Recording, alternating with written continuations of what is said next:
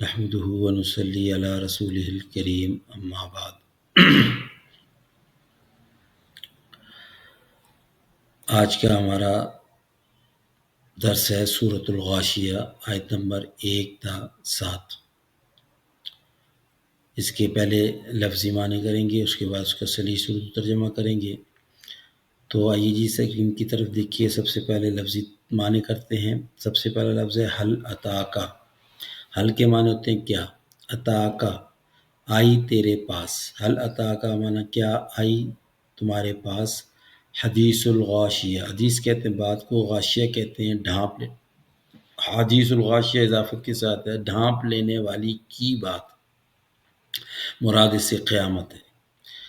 وجوہن، وجوہن وجہن کی جمع ہے، وجوہ چہروں کو کہتے ہیں، نکارہ کے ساتھ ہے تو کچھ چہرے، بعض چہرے یا بہت سارے چہرے۔ وجوہن یومئذ، یومئذ کا مطلب اس دن، خاشعتن، خاشعتن کا مطلب رسوا اور ذلیل، رسوا ذلیل ہوں گے۔ عاملتن عمل کرنے والے، ناصبتن محنت کرنے والے، یعنی بہت سارے محنت کرنے والے، عمل کرنے والے چہرے ایسے ہوں گے جو رسوا اور ذلیل ہوں گے۔ تسلا نارن حامی، تسلا کے معنی داخل ہوں گے، نارن آگ میں، حامیتن بھڑکتی ہوئی، دہکتی ہوئی۔ آگے جی، وہ تسقا من عین آن، تسقا، تسقا کے معنی پلائے جائیں گے، من عین، من کا معنی ہوتا ہے سے، عین چشمے کو کہتے ہیں، چشموں میں سے۔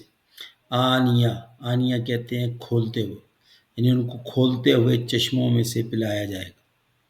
لیس لہم طعام، لیس لہم، لیس کے معنی ہوتے ہیں نہیں ہے، لہم ان کے لیے، نہیں ہوگا ان کے لیے، طعام، طعام کا مطلب کھانا، الا مگر، من ذریع، من کا مطلب سے ہوتا ہے، ذریع کا مطلب کانٹے، ذریع کانٹے، جنگلی جھاڑیوں اور کانٹوں کو ذریعہ کہتے ہیں، یعنی ان کا کھانا صرف کانٹے دار جھاڑیاں ہوں گی۔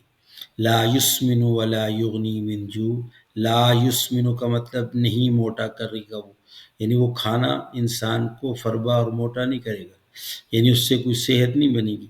ولا یغنی، اور نہ ہی وہ کافی ہوگا، من جوع، بھوک کے لیے، یعنی بھوک بھی اس سے نہیں مٹے گی۔ یہ ہے جی اس کے لفظی معنی۔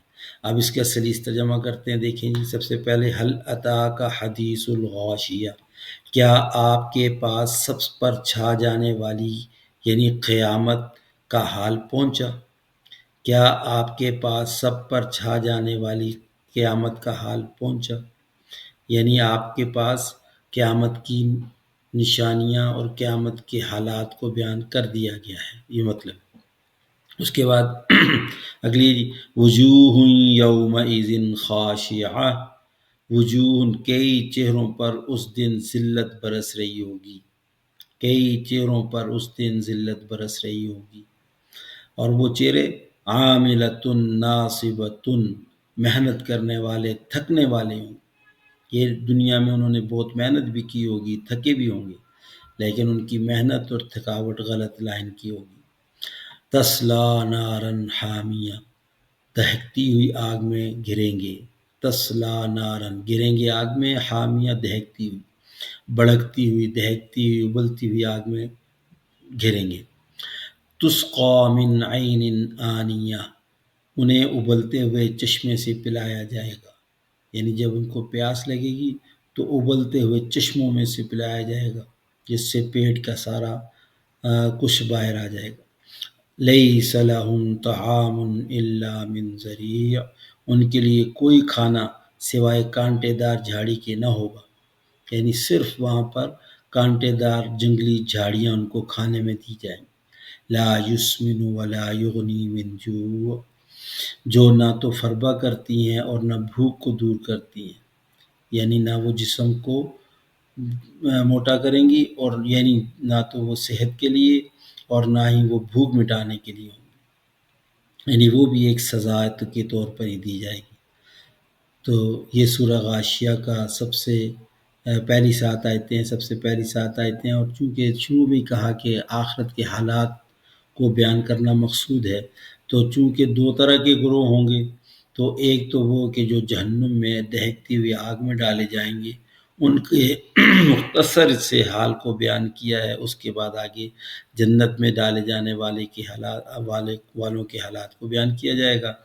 تو یہاں پر ان 7 آیتوں میں جو دوزخ میں جہنم کی آگ میں ڈالے جائیں گے ان کے بارے میں کہا گیا ہے کہ ان کو ڈالنے کی وجہ بیان کی ہے، اور وہاں ان کے ساتھ کیا ہوگا اس کو بیان کیا ہے۔ وجہ کیا ہے کہ وہ خاشعۃن، رسوائی اور ذلالت ہوگی، کیوں؟ عاملۃ ناصبۃ، عاملۃ عمل بھی کرنے والے، ناصبۃ تھکنے والے بھی، محنت کرنے والے بھی، لیکن ان کے عمل، ان کی محنت، ان کی تطاوٹ صرف محض دنیا کے لیے اور دنیا کے کاموں میں، دنیا کی خرافات میں لگے رہے اور تھکتے رہے خوب دنیا میں، آخرت کے لیے انہوں نے کچھ نہیں کیا ہوگا، اس لیے ان کو جہنم کی دہکتی ہوئی آگ میں ڈالا جائے گا، اور وہاں پر ان کو کھانے پینے کے لیے بھی، پینے کے لیے ابلتے ہوئے چشموں میں سے دیا جائے گا، اور کھانے کے لیے ان کو جنگلی جھاڑیاں، کانٹے دار جھاڑیاں دی جائیں گی۔